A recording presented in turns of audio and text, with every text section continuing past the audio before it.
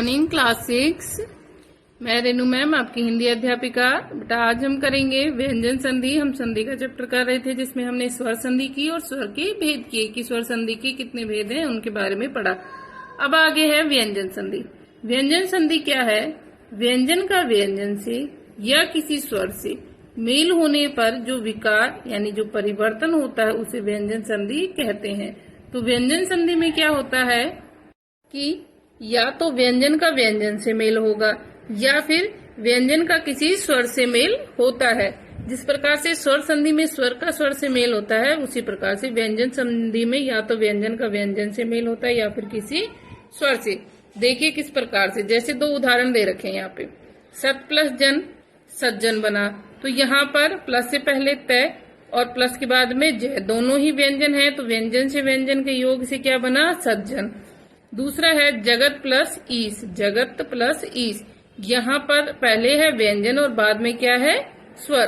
तो यहाँ पर क्या बने? स्वर और व्यंजन का मेल हुआ है, स्वर और व्यंजन का। तो इस प्रकार से जो व्यंजन संधि होती है उसके अंदर में व्यंजन का व्यंजन से मेल हो सकता है या व्यंजन का स्वर से मेल हो सकता है। इसलिए इसकी परिभाषा है कि व्यंजन का व्यंजन से या किसी स्वर से मेल होने पर जो परिवर्तन होता है उसे व्यंजन संधि कहते हैं।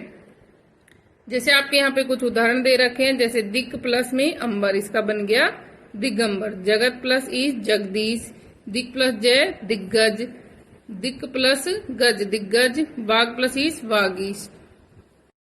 व्यंजन संधि के बेटा कोई भेद नहीं होते, इसके नियम ही होते हैं। आगे है विसर्ग संधि। विसर्ग संधि क्या है? विसर्ग के साथ, विसर्ग ये दो बिंदी आपको पता है पीछे लगती हैं कि विसर्ग के साथ में स्वर या व्यंजन के मेल से जो परिवर्तन होता है उसे विसर्ग संधि कहते हैं। तो विसर्ग संधि में क्या होगा कि प्लस से पहले आपको विसर्ग मिलेगा, ठीक है, और विसर्ग के बाद में या तो व्यंजन होगा या फिर स्वर होगा और उनसे जो परिवर्तन होगा वो कहलाएगा आपका विसर्ग संधि। जैसे निश प्लस में नी प्लस में पाप, क्या बना? निष्पाप। ऐसे ही नी प्लस में मूल निर्मूल। तो यहाँ पर आगे है आपके विसर्ग संधि के कुछ उदाहरण, जैसे नी प्लस में का आकार निराकार, निह प्लस में चय निश्चय, निर प्लस में धन निर्धन, नी प्लस में चल निश्चल। तो इस प्रकार से ये विसर्ग संधि है कि विसर्ग संधि में विसर्ग के बाद में कोई भी स्वर या व्यंजन आने पर उसमें क्या हो जाता है, उसमें जो परिवर्तन होता है वो विसर्ग संधि कहलाती है। और इसके भी अलग अलग नियम है कि किस प्रकार से विसर्ग के क्या बनते हैं। आगे है अवदोहराय में दो वर्णों के पास पास आ जाने से जो विकार या परिवर्तन आता है उसे संधि कहते हैं। दो वर्णों के आपस पास पास आ जाने पर उसे संधि कहते हैं। संधि युक्त शब्द को पूर्व स्थिति में लाना संधि विच्छेद कहलाता है। संधि युक्त शब्द को पूर्व स्थिति में लाना क्या कहलाता है? संधि विच्छेद। संधि के तीन भेद होते हैं, स्वर संधि, व्यंजन संधि और विसर्ग संधि। फिर आपकी जो स्वर संधि है इसके 5 भेद होते हैं, दीर्घ संधि, गुण संधि, वृद्धि संधि, यण संधि और अयादि संधि। कल आपको 2 प्रश्न के लिए बोला था करने के लिए, आज आपका अगला प्रश्न 2 है कि स्वर संधि और व्यंजन संधि के अंतर को स्पष्ट करते हुए दो उदाहरण लिखने हैं आपको और व्यंजन और विसर्ग में अंतर को स्पष्ट करना है। ये दोनों प्रश्न आप खुद करेंगे। आगे है निम्नलिखित में संधि विच्छेद कीजिए तथा संधि का नाम बताइए। तो ये जो शब्द दे रखे हैं इसका हमें संधि विच्छेद करना है और इनके संधि का नाम भी बताना है। तो चंद्रोदय 2 शब्दों से बनकर बना हुआ है। देखो अब आपको एक नियम मैं बताती हूँ कि जिस प्रकार से हम जब संधि विच्छेद होता है उसको जब हम संधि बनाते हैं तो हमारे पास में नियम होता है कि उसको हमें किस प्रकार के कि ए के बाद में ऊ है तो हमें ओ बनाना है। समझ में आ गया? लेकिन जब संधि है, जो शब्द संधि का है उसको हम विच्छेद करेंगे तो हमें किस प्रकार से पता चले कि कौन सा नियम है। तो इसके नियम के लिए आपको ध्यान रखना है। जैसे यहाँ पर चंद्रोदय, इसमें किसकी मात्रा आ रही है बेटा? ओ की। और ओ हमारे कौन सी संधि के अंदर आता है? कौन सी संधि में आता है बेटा? गुण संधि में। तो ये आपका गुण संधि का उदाहरण हो गया। इसलिए इसको अलग करने के लिए ओ के लिए क्या होता है? ए प्लस में ऊ का क्या बनाते हैं? ओ। तो चंद्रोदय, चंद्र प्लस उदय कौन सी संधि हो गई आपकी? गुण संधि। आगे महर्षि, महर्षि में महा प्लस में ऋषि, अर आ रहा है इसके अंदर, ऊपर रह आ रहा है, महा प्लस में ऋषि कौन सी संधि का उदाहरण है? महर्षि। तो ये भी कौन सी का? आपकी गुण संधि का। फिर है इत्यादि, आपको मैंने बताया था कि किसी भी य व वह से पहले अगर आपको कोई आधा व्यंजन मिलता है तो सबसे पहले आप उसमें यण संधि का उदाहरण लगा के देखेंगे। तो इत्यादि में है आपके यण संधि, इति प्लस आदि यण संधि। परीक्षार्थी, आ की मात्रा आ रही है और आ हमारे किस में बनता है, दीर्घ में। परीक्षार्थी तो कौन सी संधि हो गई आपकी, दीर्घ संधि। निर्जन, निह प्लस में जन, विसर्ग संधि। रत्न प्लस आकार, रत्नाकार कौन सी है, ये आ की मात्रा आ रही है इसलिए दीर्घ संधि। अत्यधिक, यह से पहले आधा व्यंजन, कौन सी संधि हो गई आपकी, यण संधि। सच्चरित्र, सत प्लस में चरित्र, व्यंजन संधि। दिग प्लस में जय, व्यंजन संधि। और निष्फल, निह प्लस में फल, विसर्ग संधि। आगे आपको संधि करो, इनकी आपको संधि करने। 9 प्लस में इक, 9 प्लस में इक आपको बताया था कि औ की मात्रा का क्या होता है, आदि संधि में आव हो जाता है, तो इससे बना नाविक। 1 प्लस 1 क्या बना, एक एक। कौन सी संधि हुई बेटा, ये एक एक के अंदर आपकी वृद्धि संधि। सर्व प्लस उत्तम, सर्वोत्तम। सूर्य प्लस उदय, सूर्योदय। निह प्लस तेज, निस्तेज। अति प्लस आचार, अत्याचार। देव प्लस ऋषि, देवर्षि। पर प्लस उपकार, परोपकार। महा प्लस ईश, महेश। दुह प्लस उपयोग, दुरुपयोग। आगे है सही संधि विच्छेद पर चिन्ह, सही का चिन्ह लगाना है कि यहाँ पर आपको संधि विच्छेद दे रखे, उन्हें सही का चिन्ह बताना आपको। जगदीश का सही संधि विच्छेद होगा जगत प्लस में ईश, जगत प्लस में ईश।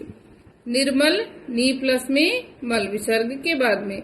सन्मार्ग, सत प्लस में मार्ग, सन्मार्ग। महेश, महा प्लस ईश। विद्यार्थी, विद्या प्लस अर्थी, इसमें ये आएगा विद्या प्लस में अर्थी। आगे आपके सही कथन के सामने सही, यानी सही राइट रॉन्ग है आपके, सही सही गलत बताना है। 2 स्वरों का मेल स्वर संधि कहलाता है कि जब 2 स्वरों का मेल होता है तो क्या स्वर संधि होती है, क्या आएगा इसमें, सही। वर्णों के मेल को संधि कहते हैं, सही।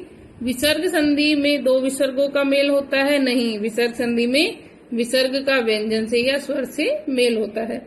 व्यंजन संधि में केवल व्यंजनों का मेल होता है, जो व्यंजन संधि है उसमें केवल व्यंजनों का मेल होता है बेटा, नहीं। किसका होता है, व्यंजन संधि में व्यंजन और स्वर दोनों का ही मेल होता है, कि व्यंजन का व्यंजन से मेल हो सकता है या फिर व्यंजन का स्वर से मेल होता है, वो क्या है आपकी व्यंजन संधि। तो आपको ये सारी एक्सरसाइज बुक में करनी है, दोनों प्रश्न उत्तर आपको नोटबुक में नोट करने हैं और अच्छे से इस चैप्टर को पढ़ना है एक बार। Thank you. Good morning, sis class. This is Anshuma, your maths teacher. So let's start our today's revision class. In the previous class, we discussed about the chapter 3rd, that is LCM और LCF, ये सब निकालने हमने वहाँ पे करे थे। अब नेक्स्ट चैप्टर है chapter number 4, that is about the integer. First of all, what is an integer? Integer is the counting number, their negatives and including zero. Counting numbers क्या थे हमारे पास, नेचुरल नंबर्स। अब उनके नेगेटिव्स भी ले रहे हैं और उनके साथ जीरो भी, अब वो क्या होंगे हमारे पास, इंटीजर।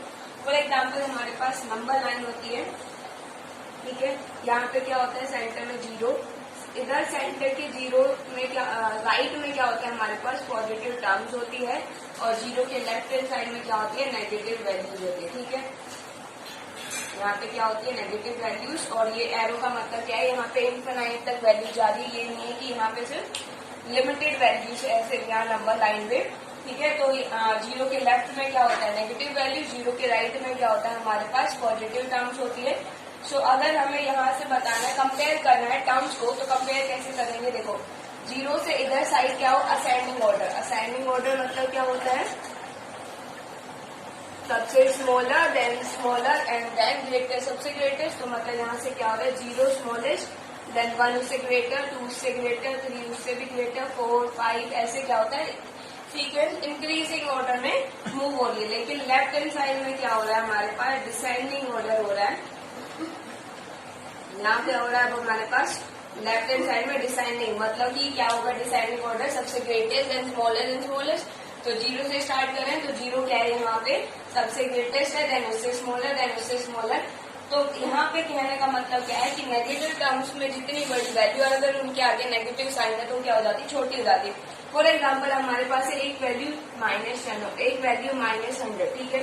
वैसे तो वैल्यू क्या बड़ी होगी 100, लेकिन इसके आगे साइन क्या है माइनस, तो बड़ी कौन सी हो जाएगी आप -10, बिकॉज जितना ज्यादा नेगेटिव उतनी वैल्यू क्या हो जाएगी, आप वैल्यूज कम हो जाएगी, ठीक है। और अगर 0 और नेगेटिव वैल्यूज में आए तो हमेशा 0 बड़ा होगा, और अगर पॉजिटिव टर्म्स के साथ नेगेटिव टर्म्स आए तो भी क्या होगी, पॉजिटिव टर्म्स क्या होगी, ग्रेटर होगी माइनस नेगेटिव वाले टर्म से। और एक डिफरेंस क्या है कि अगर हमारे पास नेगेटिव टर्म्स ही है तो क्या होगा, उनमें जो स्मॉलर वैल्यू होगी वो क्या होगी, ग्रेटेस्ट, बिकॉज नेगेटिव साइन लगने की वजह से क्या हो गया, वहां पे वो वैल्यू क्या हो गई, छोटी हो गई, और जो छोटी वैल्यू थी वो नेगेटिव की वजह से क्या हो गई, बड़ी हो गई, ठीक है। So let's start our exercise question. तो first question is, so first और सेकंड में आपको सिर्फ उनके अपोजिट या अप्रोप्रिएट स्टेटमेंट्स या इंटीजर्स बताने हैं, तो वो आपको ट्राई कर लेना। नाउ नेक्स्ट है हमारे पास थर्ड वन में क्या है, in each of the pair, हमारे पास पेयर्स गिवन है और उनमें बताना है कि नंबर कौन सा किसके राइट में आएगा दूसरे नंबर के ऑन द नंबर लाइन। तो first of all we have to draw the number line. Number line में क्या होता है, सेंटर में 0, इधर 1 2 3, पॉजिटिव टर्म्स में हमें कहाँ तक चाहिए, सिर्फ 2 तक, और नेगेटिव टर्म्स में हमें चाहिए -8 तक। तो -3, -4, -5, -6, -7 एंड -8, ठीक है। फर्स्ट ऑफ ऑल देखो, जो फर्स्ट है ए वैल्यू वो क्या है, -3 एंड 2। सो -3 इधर है एंड 2 इधर है, ठीक है। वैल्यू राइट में कौन सी है हमारे पास, -3 राइट में है कि 2 राइट में, ऑब्वियसली 2 राइट में, तो क्या हो जाएगा हमारे पास इन दोनों में से 2 is at the place, 2 is right to the number -3, ठीक है। नेक्स्ट वन है -8 और 0। -8 हमारे पास इधर है और 0 इधर है, तो क्या हो जाएगा, राइट में कहाँ होगा, राइट में ऐसे ही तो होता है, हमारा राइट हैंड कहाँ चलता है, इधर चलता है, तो मतलब हमारे राइट हैंड क्या होगा, राइट में कहाँ होगा 0। तो इन दोनों वैल्यूज में से कौन वैल्यू राइट पे, 0 is at the right place of -8, ठीक है। ऐसे हमें बाकी नंबर्स को भी वो करना है। अगर यहाँ पे होता है -8 और -3, तो उसमें राइट में कौन सा हो जाता है, -3, ठीक है। राइट में होने का मतलब क्या है कि वो वैल्यू क्या हो जाती है, बड़ी हो जाती है। जैसे राइट में यहाँ पे पूछा है कौन सी वैल्यू, तो 0 है, और 0 क्या है हमारे पास, -8 से ग्रेटर है। इसी तरह यहाँ पे -3 और 2 में राइट पे कौन सी 2 है, तो इसीलिए 2 इज ग्रेटर, ठीक है। So now next question is, next question is right in 5 integers greater than -18। -18 से ग्रेटर लिखने हैं, मतलब कि हमें नंबर लाइन पे यहाँ देखो, अगर इन केस यहाँ 0 से और -18 हम यहाँ मान लेते हैं, ठीक है। -18 से ग्रेटर कहाँ होंगे टर्म्स, इधर होंगी कि इधर होंगी, इसका -18 का राइट कहाँ है, इधर साइड है, तो मतलब इधर इसके ग्रेटर होंगी वैल्यूज, ठीक है। तो क्या होगी वैल्यूज ग्रेटर, -17, -16, -15, -14, -13, कोई भी वैल्यू लिख सकते हैं हम उसके इंटीजर से ग्रेटर, मतलब कि देखो सबसे पहले हमें क्या करना है, नंबर लाइन पे उसके -18 को प्लॉट करना है, ठीक है। उसके बाद उसके राइट में जो होगी वही वैल्यू उससे ग्रेटर होगी, ठीक है। तो ग्रेटर बतानी थी -18 से, तो यहाँ होगी, और अगर स्मॉलर पूछता तो कहाँ देखते हैं हम उसके लेफ्ट में, ठीक है। तो इसके राइट में जो वैल्यूज है 5 हम यहाँ लिख सकते हैं, और वो क्या है हमारे पास -17, -16, -15, -14, -13। या जरूरी नहीं है सिर्फ इन्हीं को लिखना, आप इसके इधर भी कोई भी वैल्यूज लिख सकते हो इंटीजर्स में, प्लस वैल्यूज नेगेटिव वैल्यूज सिर्फ उसके राइट में आने चाहिए वो इंटीजर्स, ठीक है। So now next question is, so the next question we have to tell about the using number line, arrange the numbers in the increasing order. Increasing order is what, first of all we have to take a smaller value and then greater and then greater, same like as the ascending order। increasing में क्या होगा, पहले हम smaller लेंगे, then उससे greater and then सबसे greatest लेते हैं, ठीक है। तो फर्स्ट ऑफ ऑल हमें क्या करना है, इन सबको नंबर लाइन पे प्लॉट करना है। तो हमने नंबर लाइन प्लॉट कर दिया। अब यहाँ देखो पॉजिटिव टर्म्स में ग्रेटर वैल्यू क्या है 12, तो मतलब यहाँ 12 तक वैल्यूज लिख लेते हैं, और नेगेटिव वैल्यूज में दिख रहा था -18 था, तो -18 तक हमने वो कर लिया, ठीक है, प्लॉट कर लिया। अब इन वैल्यूज को हम क्या करते हैं, इस पे डॉटेड उसमें वो कर लेते हैं, तो -18 है, यहाँ पे डॉट हो गया, देन -15 है, यहाँ पे डॉट हो गया, देन -13 है, यहाँ पे डॉट हो गया। इसके बाद कितना है, 1 है, जहां जहां रिस्पेक्टिवली आ रहा है उसी के अकॉर्डिंग, ठीक है क्या। अब हमें किस में बताना है, इंक्रीजिंग ऑर्डर। इंक्रीजिंग ऑर्डर कहाँ होता है, लेफ्ट टू राइट जाता है, तो यहाँ से ऐसे जाएगा राइट की साइड, ठीक है। और अगर डिक्रीजिंग पूछते तो कहाँ होता है, ऐसे आता है, ठीक है। तो यहाँ पे सबसे पहले क्या दिख रहा है आपको, -18, तो -18 फर्स्ट टर्म हो जाएगी। उसके बाद कौन सा डॉट आ रहा है, -15, ये सेकेंड हो जाएगा। उसके बाद -13 आ रहा है, उसके बाद 1 आ रहा है, और उसके बाद 12। This is the increasing order. In case अगर हमें इसी क्वेश्चन के लिए क्या निकालना है, डिसेंडिंग ऑर्डर, तो डिसेंडिंग ऑर्डर में कहाँ से देखेंगे, यहाँ से स्टार्ट करेंगे। तो डिसेंडिंग ऑर्डर क्या हो जाएगा, वहां से डॉट देखो 12 के बाद यहाँ इधर आएंगे तो डॉट क्या है 1, उसके बाद -13 और उसके बाद -15 और उसके बाद -18।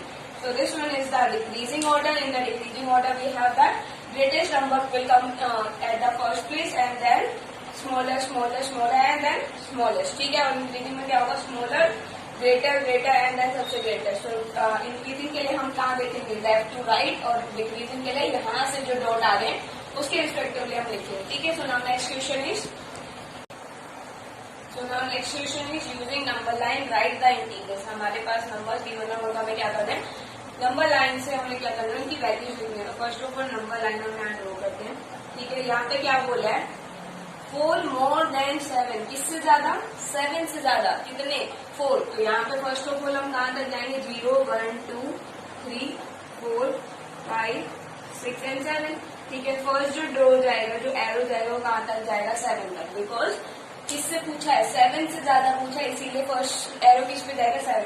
अब 7 से कितने ज्यादा है, 4, ज्यादा है तो मतलब कहाँ जाएंगे, लेफ्ट में, सॉरी राइट में। ठीक है। और अगर कम होता है, लेस होता है, तो हम कहाँ आते, लेफ्ट में आते। ठीक है। तो यहाँ पे क्या है हमारे पास, 7 से कितना ग्रेटर हमारे पास, 4, तो 1, 2, 3 एंड 4। ठीक है। यहाँ से यू करेंगे 1, 2, 3 एंड 4। तो क्या वैल्यू आई हमारे पास, 11। तो इसका आंसर क्या आ जाएगा, 11। क्या पूछा है देखो सबसे पहले, 4 more than 7। तो 7 पे हम क्या करेंगे, फर्स्ट डॉट जाएगा किस पे, 7 पे, बिकॉज किससे पूछा है, 7 से ज्यादा। 7 से ज्यादा मतलब राइट में जाएंगे, क्योंकि हमारे पास क्या होता है, ग्रेटर में राइट में हमारे पास क्या हो जाता है, असेंडिंग ऑर्डर होता है, मतलब कि इंक्रीजिंग टर्म चलता रहता है। और लेफ्ट में अगर आते हैं तो वहाँ क्या होता है, डिसेंडिंग ऑर्डर होता है, मतलब वहाँ लेसर वैल्यूज आती है। ठीक है। तो यहाँ पे मोर पूछा था, वो कितने थे हमारे पास, 4। ठीक है। इन केस यहाँ पे -4 more than 7 हो जाता, तो 4 की कंसर्न में तो वो आगे, तो मोर की कंसर्न में तो आगे जाता राइट में, लेकिन -4 की कंसर्न में क्या आ जाता, वो पीछे लेफ्ट में आ जाता है। ठीक है।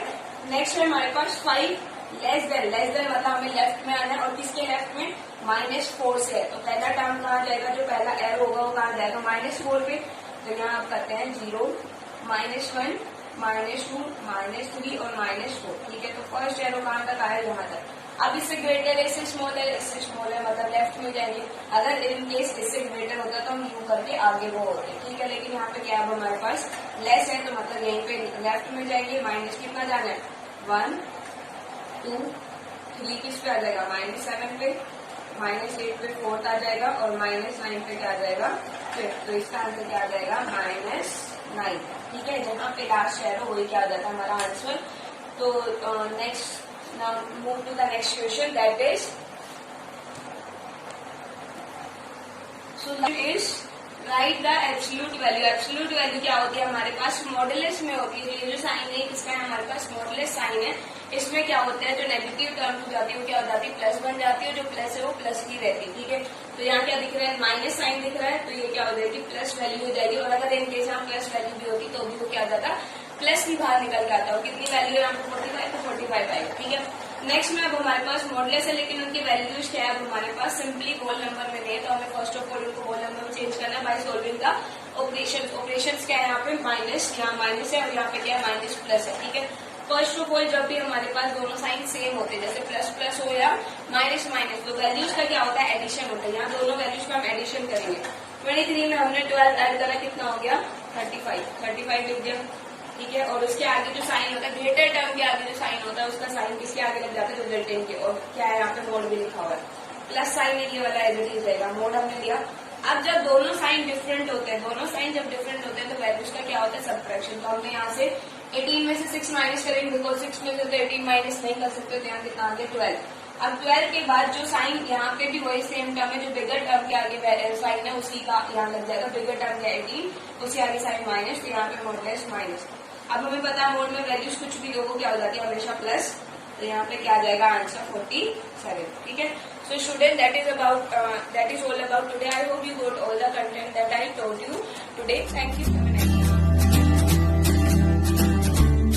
day. welcome to our YouTube classes. This is for class 6. In previous class we have completed our first chapter of civics, and today we start our second chapter named diversity and discrimination. विभिन्नता और जो discrimination का मतलब होता है जो अत्याचार होते हैं लोगों के ऊपर, जो दमन होता है, जो शोषण होता है. ठीक है. Today we do the short and long question answer of this chapter because we do the exercise of this chapter in previous classes. Now we start our first question. First is, what is prejudice? Prejudice क्या होता है? Prejudice refers to the unfair and unreasonable opinion or feeling which is formed without enough thought or knowledge. कि prejudice एक ऐसी सोच है, एक ऐसी निर्णय है, ऐसे विचार हैं, ऐसी फीलिंग है जो बिना किसी के बारे में ज़्यादा जाने हम अपने मन में विचार बना लेते हैं, किसी के बारे में बिना ज़्यादा जाने या उनके बारे में बिना ज़्यादा सोचे. ठीक है. किसी को हमने पहली बार देखा और उसके बारे में पहली बार में कोई गलत धारणा बना ली तो वो क्या होता है? प्रीजुडाइज होता है. Second is, how does stereotype affect our behaviour? कि किस तरीके से स्टीरियोटाइप जो है वो हमारे बिहेवियर को प्रभावित करती है. Answer is, stereotyping affect our behavior. Such opinion on prevent us from looking at the qualities of individuals. कि stereotype हमारे व्यवहार को कैसे प्रभावित करती है कि जो सब लोगों का देखने का नजरिया होता है, prevent us from looking at the qualities of individuals, कि लोग एक व्यक्ति की क्वालिटीज को नहीं देखते, उसके अंदर जो कमियां होती हैं, जो नेगेटिविटी होती है उसको ही देखते हैं. It stop us from looking at things with A sensible view. और ये हमें किसी चीज के बारे में मतलब तर्क संगत सोच से दूर करती है. हम किसी चीज के बारे में अच्छा नहीं सोच पाते, हम उस चीज के बारे में गलत ही सोचते हैं, चाहे हमें उसके बारे में कुछ पता भी ना हो. Third question is, when does diversity became a cause of concern? कि डाइवर्सिटी एक कंसर्न का, सहानुभूति का कारण कब बन जाती है? Diversity became cause of concern when sometimes form certain attitudes and opinions. कि कई बार क्या होता है कि जो हम अचानक से कोई विचार बना लेते हैं या कोई एटीट्यूड जो हमारा होता है, अभिरुचि जो हमारी होती है, तो उसके ऊपर फिर वहां पे डाइवर्सिटी, वहां पे विभिन्नता क्या है कि सहानुभूति का कारण बन जाती है. Now our question number 4 is, how did Dr. Ambedkar fight against discrimination? कि डॉक्टर अंबेडकर जो ये जो क्या है समाज के अंदर भेदभाव था इसके विरुद्ध कैसे लड़े? Doctor Ambedkar fought against discrimination by leading many active movements.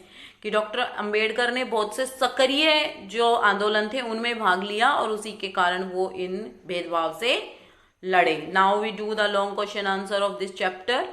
Our first question is, what are the consequences of diversity?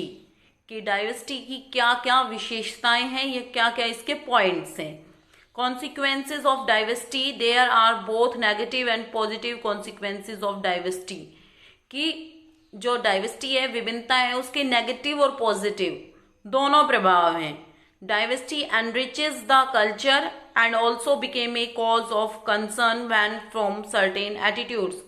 कि डाइवर्सिटी किसी संस्कृति को ऊंचाइयों पे भी लेके जाती है और कई बार क्या करती है कि उसको कंसर्न का, सहानुभूति का भी कारण बना देती है. Third point is, diversity teaches us to tolerant and led to the discrimination also. और जो डाइवर्सिटी है, विभिन्नता है, वो हमें सहन करना सिखाती है. ठीक है. कि जब हमारे साथ कोई बुरा व्यवहार करता है या हमारे ऊपर जो अत्याचार होते हैं तो हमारे क्या अंदर क्या होता है, सहन करने की शक्ति पैदा हो जाती है. तो डाइवर्सिटी जो है हमें सहन करने की शक्ति देती है और ये भेदभाव के खिलाफ हमें मजबूत बनाती है. Our second question is, how are some people denied the right to lead a dignified life? कि किस प्रकार कुछ लोग सम्मान पूर्वक जीवन जीने का अधिकार है उसको खो देते हैं. Some people denied the right to lead a dignified life, कि खो देते हैं. A dignified life is challenge when discrimination happen. कि जब भेदभाव होता है तो एक सम्मान पूर्वक जीवन जीना बहुत ही मुश्किल हो जाता है, बहुत ही चैलेंज से भरा हो जाता है. Discrimination like racial, gender, on the basis of religion, caste etcetera. और ये भेदभाव किन किन आधारों पे होता है? धर्म के आधार पे, जाति के आधार पे, या लिंग के आधार पे, ठीक है, किसी भी आधार पे ये हो सकता है। Third is wealth is also play an important part in bringing about discrimination. और जो धन है, वेल्थ है, वो भी एक महत्वपूर्ण पार्ट निभाती है इस भेदभाव में, क्योंकि जो अमीर व्यक्ति होते हैं वो गरीब लोगों के ऊपर हमेशा अत्याचार करते हैं, या जो अमीर लोग होते हैं उनकी हमेशा बात मानी जाती है समाज में, और जो गरीब लोग होते हैं उनकी बात को सभी लोग डिनाई कर देते हैं। It can be partially to one over another. और ये एक व्यक्ति को दूसरे व्यक्ति से अलग बनाती है। Now our third question is, can we say that history has inflicted caste discrimination? Explain. कि जो हमारा इतिहास है उसके अंदर भी कास्ट डिस्क्रिमिनेशन होता था, उसके बारे में हमें विस्तार से बताना है, एक्सप्लेन करना है। Now the answer is yes, we can say that history has inflicted caste discrimination. कि हाँ, हम कह सकते हैं कि जो हमारा इतिहास है तभी से जाति प्रथा या जातिगत भेदभाव होता आया है। In ancient times the society has been divided into 4 caste based on the occupation. कि प्राचीन काल में हमारा समाज, हमारी सोसाइटी 4 भागों में बटी हुई थी जाति के आधार पे, या 4 जातियों में बटी हुई थी ऑक्यूपेशन के आधार पे, काम के आधार पे। In this system the lower caste were discriminated and they serve the upper caste. और इस सिस्टम में क्या होता था, जो नीची कास्ट के लोग थे उनका डिस्क्रिमिनेशन होता था, उनका दमन होता था, और वो जो ऊपर वाली कास्ट है उनके नीचे काम करते थे। Lower caste live in miserable condition. और जो निचली कास्ट थी वो बहुत ही दर्द भरा जीवन जीती थी, या दुख भरा जीवन जीती थी, दुख भरी कंडीशंस में वो रहती थी। They were called as untouchables and outcast. और उनको क्या कहते थे? उनको अनटचेबल्स या आउटकास्ट कहते थे, उनको निचली जाति या पिछड़ी जाति के लोग कहते थे। Our fourth question is, how can we say that poses multiple identities? How can we say that we poses multiple identities? कि हम कैसे कह सकते हैं कि हम विभिन्न प्रकार की, मतलब कि मल्टीपल आइडेंटिटीज हैं हमारी, ठीक है, हमारे विभिन्न रूप हैं। We have multiple identities as we have to play different role in our daily life based on how we face our life। कि हम एक दिन के अंदर या हम रोजाना अलग अलग जगह पे अलग अलग रूप में रहते हैं। जैसे कि एक बच्चा है जो घर पे बहुत ही ज्यादा शरारत करता है, लेकिन स्कूल के अंदर वो बहुत ही ज्यादा शांत रहता है। तो ये बच्चे की क्या है, 2 आइडेंटिटीज हैं। जब हमारे घर पे कोई मेहमान आता है तो बच्चा शांत चुपचाप बैठ जाता है, और जैसे ही मेहमान जाता है बच्चा क्या है, शोर मचाना स्टार्ट कर देता है, शरारतें करना स्टार्ट कर देता है। तो ये बच्चे के क्या है, 2 रूप हैं। तो इसी तरीके से इसने कहा है कि हमारी बहुत सी आइडेंटिटीज हैं, क्योंकि बहुत सारे लोग हैं जो घर पे कुछ रहते हैं, घर से बाहर कुछ रहते हैं। पैसे वाले लोग हैं वो गरीब लोगों के साथ, जहाँ उनको अपना ये होता है कि हम शो कर सकते हैं, जहाँ उनको वो अपने आप को दिखा सकते हैं, दिखावा कर सकते हैं, वहां पे वो गरीब लोगों की मदद करने की कोशिश करते हैं। लेकिन जब मदद करने की बात आती है तो वो वहां पे उन लोगों की मदद भी नहीं करते। इस तरीके से लोग काफी सारी आइडेंटिटीज के साथ रहते हैं। Our 5th question is, explain how the constitution of India encourages diversity. कि किस प्रकार एक्सप्लेन करना है कि भारतीय संविधान विभिन्नताओं को बढ़ावा देता है। The constitution of India encourages diversity because of, कि जो कॉन्स्टिट्यूशन ऑफ इंडिया है वो डाइवर्सिटी को एनकरेज करता है, और every person is equal in the eye of law, कि लॉ के सामने सभी लोग बराबर हैं। No one can be discriminated against on any basis. And यहाँ पे बेटा इस क्वेश्चन का मतलब क्या है कि कॉन्स्टिट्यूशन है जो वो डाइवर्सिटी है उनको मतलब एनकरेज करता है कि अगर विभिन्नता होगी तो लोगों के अंदर भेदभाव होगा, लेकिन जो भारतीय संविधान है वो फिर भी डाइवर्सिटी को क्यों अनकरेज करता है? क्यों करता है? क्योंकि उसने कहा है कि सभी लोग नियमों के आधार पे, लॉ के आधार पे, कानून की नजरों में समान होंगे। किसी के साथ किसी भी आधार पे कोई भेदभाव नहीं किया जाएगा। अनटचेबिलिटी हैज बीन एब्लोइज्ड, कि जो छुआछूत है उसको उसका बहिष्कार किया जाएगा। ठीक है, जब इन सारी बातों का पालन होगा तो डाइवर्सिटी होते हुए भी हमारे देश में यूनिटी रहेगी। I hope students you understand all this questions very well. Revise all questions for your examination. Thank you, have a nice day. I, Neetu Yadav, teaching science in MLP School Rajpura. Welcome all students in our YouTube channel of online classes. So students, in today's video we continue our chapter number 5th, separation of substance, for class 6th. In this video we study about long answer type question. So let's start our long question answer number first. Long question number first is differentiate between a pure substance and a mixture. एक pure substance और mixture के बीच में differentiate करना है. So answer is pure substance consists only one kind of particles, whereas mixture consists two or more type of particles. जो pure substance है उसमें सिर्फ एक तरह का ही particle होगा, या फिर कोई only sugar होगा या फिर only salt present होगा. mixture में क्या होगा, आपके two components का mixture होगा. उसमें जैसे आपका एक side वाटर है, एक साइड साल्ट, इन दोनों को मिक्स करेंगे तो क्या बनेगा, एक मिक्सचर बनेगा. तो दो कंसिस्टी हो गई ना, एक शुगर की और एक वाटर की. Next is pure substance is composition is same.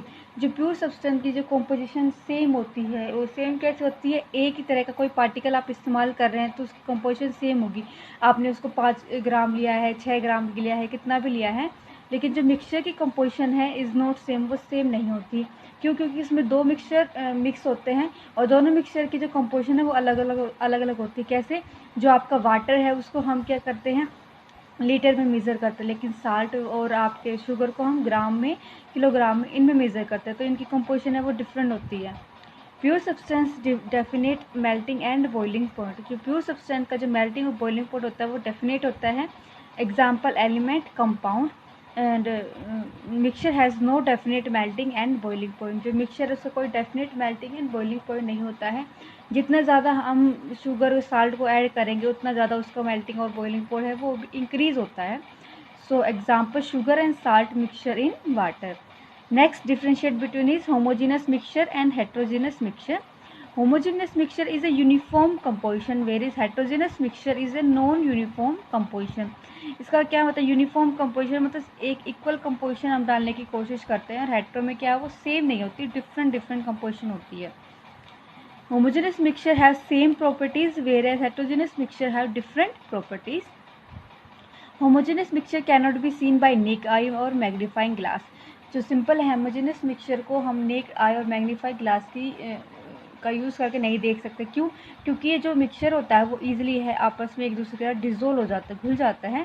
लेकिन जो हेट्रोजेनस मिक्सचर है उसको हम सीन कर सकते हैं नेकेड आई से और मैग्नीफाइंग ग्लास से.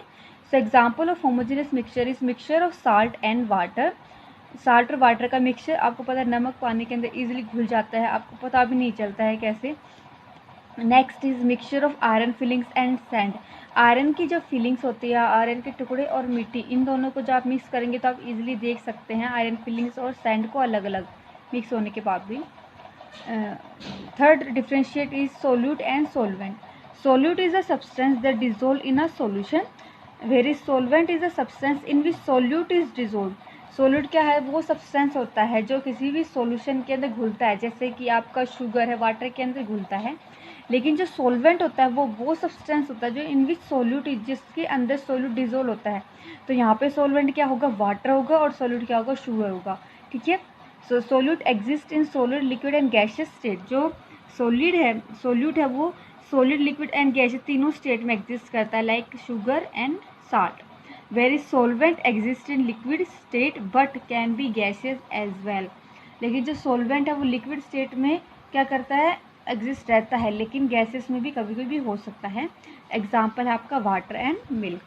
Question number 3 students, second question is explain process of filtration with the help of diagram. Diagram की हेल्प से आपकी जो प्रोसेस है फिल्ट्रेशन की वो एक्सप्लेन करनी है, ठीक है। So first we explain the filtration process. Filtration is a process of separating suspended solid material or matter from a liquid by causing the latter to pass through them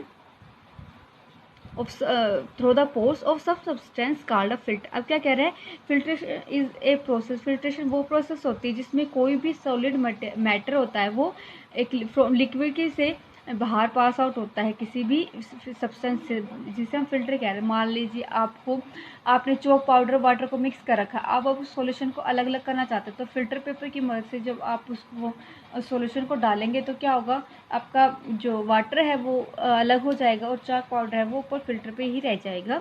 the liquid which has pass through the filter is called filtrate. अब क्या कहते हैं, जो liquid है वो जो उस filter से पास हो जाता है उसे हम फिल्ट्रेट कहते हैं। लाइक दैट यहाँ ये आप डायग्राम देख रहे हैं फिल्ट्रेशन का डायग्राम। इसमें क्या हो रहा है, इस बीकर के अंदर चाक और वाटर को मिक्स किया गया है, उसके बाद उसने यहाँ पे इस फनल पे एक फ़िल्टर पेपर लगाया है। जब वो इस मिक्सचर को इस फिल्टर पेपर से पास आउट कर रहा है तो आपको देखकर नीचे है आपका वाटर पास आउट हो रहा है, लिक्विड कोई भी लिक्विड आ रहा है, लेकिन ऊपर इस फिल्टर पेपर पे जो चाक मिक्सचर है, चाक मिक्सचर यहीं रह जाता है और लिक्विड इस फनल के थ्रू बीकर में दूसरे बीकर में आ जाता है। तो इसे हम क्या कह रहे हैं, फिल्ट्रेशन कह रहे हैं, ठीक है। जो आपका फाइन मिक्सचर है वो तो ऊपर रह जाता है, फिल्टर रह जाता है, लेकिन जो लिक्विड है वो जो पास आउट हो रहा है उसे हम फिल्ट्रेट कहते हैं, ठीक है students. So question number third is what is threshing, explain it's way in which threshing is commonly done. अब क्या कह रहा है, थ्रेसिंग क्या होती है, किस तरीके से थ्रेसिंग आप कर सकते हैं। So answer is the method of separating grains from harvested stocks is called threshing. It is done in following veg. अब क्या कह रहे हैं, सेपरेट आपका जो ग्रेन अनाज है उसको स्टॉक, आपके जो स्टॉक होती है, जैसे आप गेहूँ की थान होती है, बान होती है गेहूँ की, उसे हम स्टॉक्स बोलते हैं। हार्वेस्टेड जो सूख जाती है, सूखी हुई पत्तियाँ या स्टेम जो होती हैं गेहूँ के प्लांट की, उसे हम हार्वेस्टिंग स्टॉक कहते हैं। उससे उनको अलग करना, उन दोनों आपके अनाज को और स्टॉक को अलग करना, उसे हम क्या करें, थ्रेसिंग। ये थ्रेसिंग है कैसे हो सकती है, मैनुअल थ्रेसिंग भी हो सकती है और थ्रेसर की मदद से। तो मैनुअल थ्रेसिंग कैसे होगी, मैनुअल थ्रेसिंग में क्या, farmer holds a pile of crop. जो फार्मर क्या करेंगे, जो गुच्छा होता है आपकी फसल का उसको अपने हाथों में पकड़ेंगे और एक रोक पे, एक पत्थर की रोक पे हिट करेंगे, मारेंगे। In this process grain separate from starch. इस प्रोसेस में क्या होता है, आपके जो ग्रेन अनाज होता है स्टैक अपनी स्टैम से बांध से अलग हो जाते हैं, ठीक है। क्यों हो जाता है, क्योंकि आपको पता है जो भीट की क्या होती है, स्टेम बहुत नाजुक होती है, ठीक है। इजीली सूखने के बाद जब आप इजीली हिट करते हैं किसी रोक पे तो उसके जो आप ग्रेन्स है वो अलग हो जाते हैं। Next it is done by threshing, also done by machine called thresher. Machine से भी इस्तेमाल कर सकते हैं, उसको हम क्या कर रहे हैं, मशीन को थ्रेशर कह रहे हैं आपका। Machine used for threshing large quantity of grain. जो मशीन होती है थ्रेशिंग के लिए, हम उसका इस्तेमाल लार्ज क्वांटिटी, बहुत ज़्यादा क्वांटिटी के ग्रेन को पाने के लिए करते हैं। Question number fourth students, explain the process of obtaining pure salt from impure salt. Impure salt से प्योर साल्ट ऑब्टेन आप पाते हैं, कौन सी प्रोसेस के थ्रू आप पाते हैं। So answer is evaporation technique use to obtain salt from sea water. अब आपका इम्प्योर वाटर है तो आपका इम्प्योर वाटर तो सी वाटर हो सकता है, तो हम एवोपरेशन टेक्निक का इस्तेमाल करेंगे ताकि हम प्योर साल्ट ऑब्टेन कर सकते हैं सी वाटर से। To obtain salt sea water is collected in a shallow pond. Salt नमक को पाने के लिए हम क्या करेंगे, जो समुद्र का पानी उसको खाली जो पॉन्ड होता है पहले उसके अंदर कलेक्ट करेंगे एंड अलाउ टू स्टैंड, और कुछ दिनों के लिए वहीं छोड़ देंगे। Gradually water evaporates due to wind and heat of sun. आपको पता है लिक्विड का भाप में बना, liquid convert into vapour is known as evaporation. तो ऐसे ही जब आप कुछ दिन के लिए छोड़ देंगे तो वाटर है वो गर्मी और सूरज की वजह से क्या होगा, एवोपरेट हो जाएगा, भाप बन के उड़ने लग जाएगा। So we can say salt left in pond, जो साल्ट है वो पॉन्ड में बच जाएगा, which further purified to make it fit for consumption. तो जो साल्ट है पॉन्ड में बचेगा उसको हम दोबारा से प्योरीफाइड साफ करेंगे ताकि हम उसका इस्तेमाल कर सके, ठीक है। Next question number fifth is what are two immiscible liquid separated, explain with diagram की हेल्प से आपको एक्सप्लेन करना है टू इमिसिबल लिक्विड को। So answer is two immiscible liquid. Two immiscible liquid क्या होता है? Liquid which can not mix with each other. जो इमिसिबल लिक्विड क्या होते हैं? वो लिक्विड होते हैं जो आपस में घुलते नहीं है, जैसे आपका वाटर हो गया, ऑयल हो गया, ठीक है, आपस में वो मिक्स नहीं होते हैं। Are separated by using separating funnel. Separating funnel का इस्तेमाल करके हम दो इमिसिबल लिक्विड को अलग कर सकते हैं। First, mixture of oil and water forms two separate layer while water forms lower in separating funnel in resting position. अब क्या कह रहे हैं? हम ऑयल और वाटर दो मिक्सचर लेंगे, उन दोनों को हम अलग अलग लेयर में डालेंगे, ठीक है। जब हम देखेंगे कि जो वाटर की जो फॉर्म है वो नीचे सेपरेटिंग फनल में नीचे आ जाएगी। अब देखिए, यहाँ हमने ऑयल में केरोसिन लिया, वाटर लिया है, तो वाटर क्या है? लोअर में आने लग जाएगा और वाटर के ऊपर केरोसिन की लेयर। इजीली हम हमेशा ये जानते हैं, नीचे वाटर की लेयर रहेगी, ऊपर आपकी केरोसिन या ऑयल की लेयर रहती है, ठीक है। When two layer become stable by using separating funnel, they are filtered one by one। अब क्या कह रहा है? कुछ टाइम को हम जब इनको रखेंगे तो इनकी ऐसे अलग से लेयर बन जाएगी। फिर हम क्या करेंगे? अपनी सेपरेटिंग फनल की मदद से हम इनको एक एक करके फिल्टर करेंगे। अब जब आप इस स्कोप को ओपन करेंगे तो ये लूज़ होगा। लूज़ होने के बाद क्या होगा? ये वाटर इसमें से नीचे आने लगेगा और नीचे आने के आप नीचे बीकर लगा रखा है, उसमें कलेक्ट होने स्टार्ट हो जाएगा। जब ये पूरी तरीके से नीचे आ जाएगा तो हम क्या करेंगे? इसको वापस क्लोज कर देंगे। तो इससे क्या होगा? आपका वाटर इस बीकर में आ जाएगा और जो केरोसिन है आपका अलग अलग सेकेंड इमिसिबल लिक्विड था, वो आपकी सेपरेटिंग फनल में ही रह जाएगा। तो इससे हम सेपरेटिंग फनल की मदद से हम क्या करते हैं? दो इमिसिबल लिक्विड को अलग करते हैं। That's it for today students. Thank you for listening. Hello student, welcome you to online classes of MLP School Rajpura. I Priyanka ma'am. Today's session teach you subject GK class is 6th and chapter is 20. So let's start. Chapter number 20 is world first. Means जिन्होंने first time कोई भी work किया था उसके लिए जो famous है उसके बारे में बता रखा है। Here first one is first European invader of India. Europe का जो फर्स्ट इन्वेडर का मतलब होता है आक्रमणकारी, जिन्होंने फर्स्ट इंडिया पे आक्रमण किया था, answer is Alexander. Next one is first speaker in Hindi at United Nation. UN के अंदर फर्स्ट टाइम हिंदी में जिन्होंने स्पीच दिया था वो कौन थे? हमारे स्वर्गीय अटल बिहारी वाजपेयी, जो हमारे देश के प्राइम मिनिस्टर रहे हैं और अब उनकी डेथ हो चुकी है। ओके, और भारत सरकार ने इनको इनकी स्पीकिंग में एक बहुत ही अच्छे स्पीकर थे हिंदी के, इसलिए इनको अवार्ड भी दिया था। Next one is first man to fly over both north and south pole. जिन्होंने नॉर्थ और साउथ दोनों पोल को क्रॉस किया था, answer is Louis Bertrand. Next one is first foreigner to receive Bharat Ratna. Abdul Zafar Khan, ये फर्स्ट फॉरेनर थे जिनको भारत ने भारत रत्न से सुशोभित किया था। Okay, next one is fifth first surgeon who perform the first heart transplant on a patient. इन्होंने, ये फर्स्ट सर्जन थे, पहले डॉक्टर थे जिन्होंने हार्ट ट्रांसप्लांट किया था एक पर्सन से दूसरे पर्सन में। Okay, answer is Christian Barnard. Next one is first women to climb Mount Everest. ये वो फर्स्ट वुमेन थी जो माउंट एवरेस्ट पर चढ़ी थी, Junko Tabei. Next one is first pope to visit India, answer is Pope Paul. Next one is first man to make a world solo around the world, answer is Wiley Post. Next one is first women to travel south pole alone. अकेले नहीं इन्होंने south pole को cross किया था, answer is Liv Arneson. So student, you have to learn all the name of these personalities for your exam. Next one is second in the world, chapter number 21. इसमें आपको first भी given है और second भी, तो इससे आपकी double knowledge increase होगी। First one is Nile is the longest river. तो इसमें क्वेश्चन क्या है कि लॉन्गेस्ट रिवर कौन सी है वर्ल्ड की? नील। और सेकंड लॉन्गेस्ट कौन सी हो गई? Amazon. Okay, next one like that ostrich is the world largest bird, और सेकंड लार्जेस्ट बर्ड कौन सा है? Emu. Next one, Russia is the largest country of the world, which is the second largest country of the world? Canada. Next one, Arabia is the longest peninsula in the world, which is the second largest? New Brunswick. Okay. Next one is Caspian Sea is the largest lake in the world, which is the second largest lake in the world? Lake Superior. Okay. Everest is the highest mountain peak of the world. तो first कौन सी होगी? Mount Everest, Mount peak Everest. और second कौन सी है? Godwin Austen. इसका other name K2 और ये इंडिया में है। Next one is Angel Fall is the highest waterfall in the world, and second highest waterfall कौन सा है?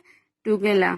Okay, like that. Next one is Sahara is the largest desert of the world, which is the second largest? Gobi. ये Africa में है, सहारा जो desert है वो। China is the most populous country in the world, which is the second most populous country in the world? India. Next one is Jupiter is the largest planet on the solar system, which is the second largest planet? Saturn.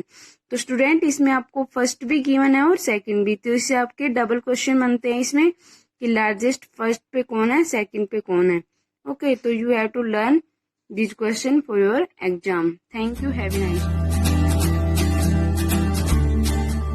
To our YouTube channel. This is for 6th class. So students, today we will going to start with the next topic, that is future perfect tense. In previous video we completed with the future continuous tense. Now let's start. Now let's start the topic, and today's topic is future perfect tense. So according to this top stairs affirmative sentences, and rule is subject plus will or shall plus have plus second form of the verb plus object. So according to the rule, we are having an example. You can easily identify the tense and sentences. Rita will have written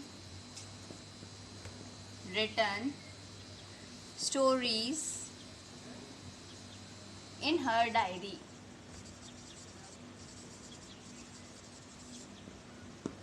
And next is negative sentences. And negative sentences rule is we are going to put not in between the sentence. So where we are going to put the not according to the rule is subject plus will or shall plus have plus not plus second form of the verb plus object. And example according to the rule is Rita will have not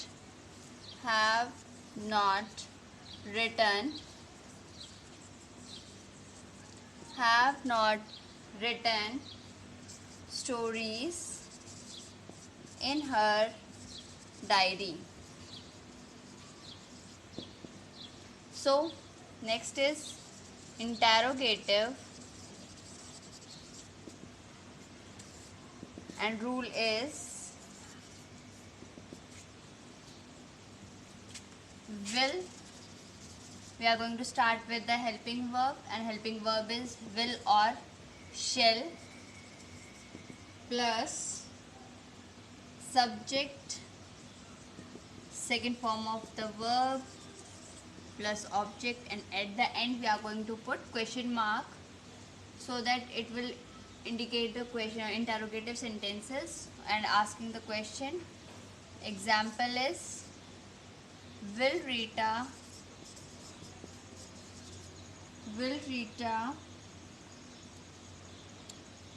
here we are going to put have. Rita have written stories in her diary. So we are asking the question, so at the end we are going to put question mark. So students, now next topic is future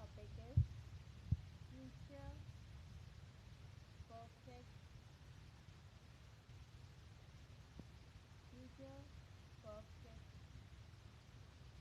continuous tense.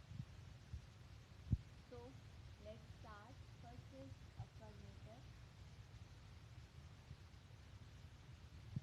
According to the affirmative, we are having a rule: subject plus will or shall plus have been plus first form of the verb with ing with object. And example is Rita will have been writing stories in her diary. And next is negative. In negative sentences, in all types of tenses or sentences, you can say, in negative sentences we are going to put not. Make sure that if you want to identify, you can easily identify by seeing the not in the sentence. So sentences: subject plus will or shall plus not have been plus first form of the verb with ing plus object. And according to the rule, we are having a sentence also, so you can easily see or you can understand. And sentences: Rita will not have been writing stories in her diary. So by putting not, we are making it negative sentences.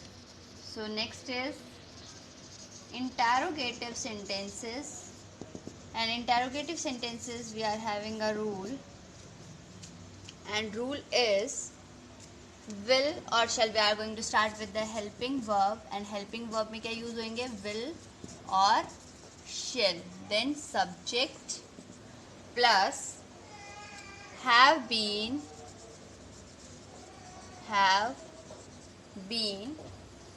plus first form of the verb with ing plus object, and then at the end we are going to put question mark to have the look on interrogative sentences. You can easily identify by seeing the question mark. Now we are having an example also. Will Rita have been writing stories in her diary? So we are putting the question mark at the end of the sentence. So students, we completed with the all types of tenses. Now you can see and write it down 5 sentences of each kind of sentences. Thank you everyone. Divine elephant. So we have already read about this chapter, and so revision, we are just going to start the revision of this, the divine elephant. यानी कि divine ये elephant है, ये story है एक जो है Lord Buddha था, जो कि बहुत ही जो है काइंड पर्सन था, अवतार दिया था उसने. तो इसी तरह से ये एक डिवाइन एलिफेंट की स्टोरी है जिसमें बहुत ही जो है एक्स्ट्रा क्वालिटीज थी, जिसको जो है एक राजा के पास था, जिसको उसकी खूबी नहीं पता थी, और वो उससे बदला लेने के अनुसार बहुत ही अच्छी अपॉर्चुनिटी वो खो देता है. सो स्टूडेंट, ये देखिए यहाँ पे एज ए पिक्चर है.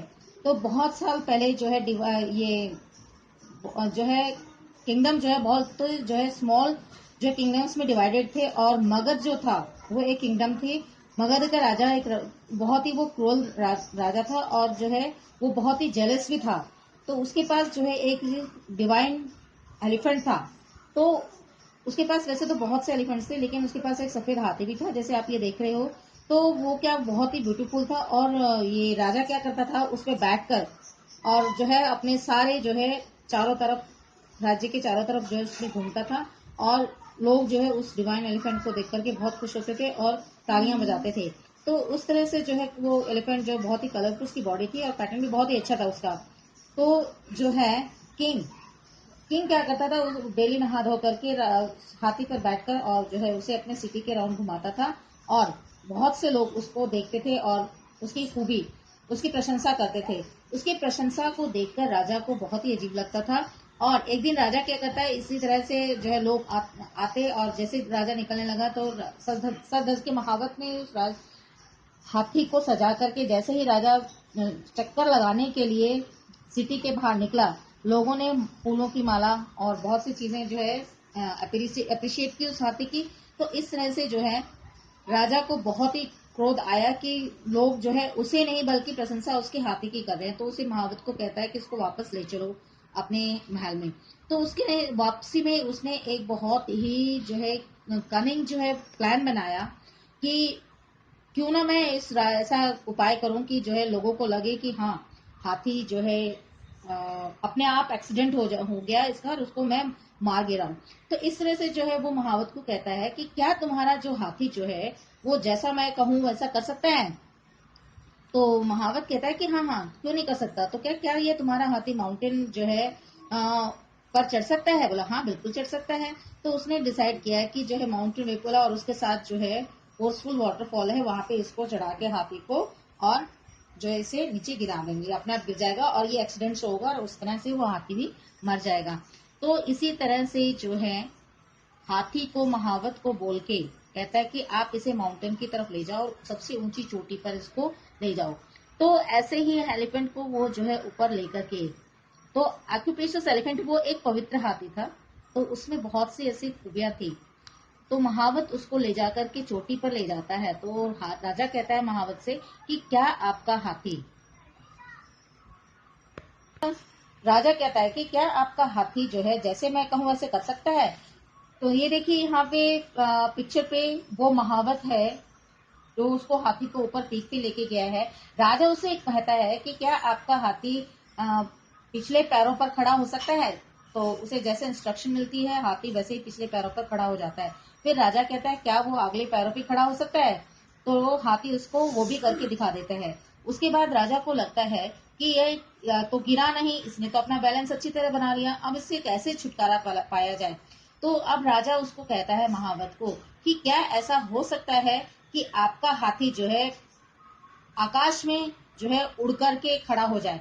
तो महावत समझ जाता है कि राजा जो है बेवकूफ है और वो इससे छुटकारा पाना चाहता है, और वो जेलस है, और उसको नहीं पता है कि ये हाथी इतना पवित्र है और इतना इसमें बहुत सी एक्स्ट्रा ऑर्डिनरी जो है खूबियां हैं। तो हाथी को जो है महावत हाथी पर चढ़कर कहता है कि ठीक है राजा, जैसा आप चाहते हैं वैसा ही होगा। तो उसके बाद जो है बैक पे बैठ करके महावत उसे, यहाँ देखिए यहाँ क्लाउड्स है, क्लाउड्स के ऊपर हाथी वहां पे जो है सामने खड़े होकर के ये क्लाउड्स में खड़ा हो जाता है। तब उसको रियलाइज होता है किंग को कि उसने बहुत बड़ी गलती की है। वो मिस्टेकिंग वो रियलाइज करता है, उसको माफी चाहता है और महावत से रिक्वेस्ट करता है कि वो उसे नीचे ले आए। लेकिन उस वक्त बहुत देर हो चुकी होती है, और जो वो डिवाइन एलिफेंट था, क्योंकि वो एक बहुत ही पवित्र हाथी था विद एक्स्ट्रा ऑर्डिनरी पावर के साथ, तो महावत जो है वो डिक्लेयर करता है कि अब जो है हमें इस राजा के पास नहीं रहना चाहिए, और वो सजेस्ट करता है कि हमें उस राजा के पास जाना चाहिए जो उसकी खूबी को अच्छी तरह से समझे और अपने राज्य को विस्तार करने में उसकी जो है एबिलिटीज को यूटिलाइज करे।